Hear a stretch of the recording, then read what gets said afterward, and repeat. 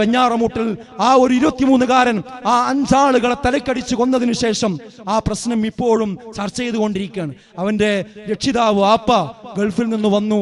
അത് പിന്നെ ചാനലുകളോട് നിരന്തരമായി അദ്ദേഹത്തിന്റെ വിഷമം പറഞ്ഞുകൊണ്ടിരിക്കുന്നുണ്ട്. നമ്മൾ അദ്ദേഹത്തിന്റെ വിഷമത്തിൽ പങ്കുചേരുകയാണ്.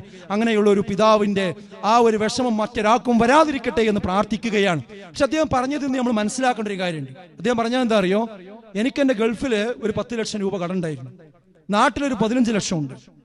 അതല്ലാത്ത ഒരു കടം എനിക്കറിയില്ല എന്നാണ്. അത് എന്റെ മകനും എന്റെ ഭാര്യയും ഒക്കെ കൂടി ഉണ്ടാക്കിയതാണ്.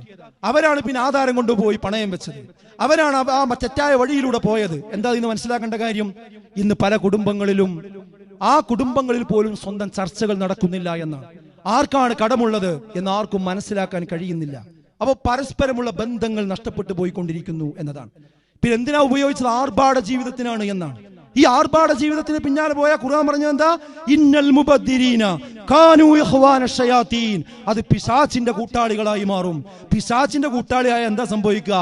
വഇദ് സയ്യന ലഹുമുശ് ശൈത്താൻ. അവൻ ചെയ്യുന്ന എന്തൊക്കെ തെറ്റുകളുണ്ടോ അതൊക്കെ അവന് നന്നാക്കി ഇങ്ങനെ ശൈത്താൻ കാണിച്ചു കൊടുക്കും.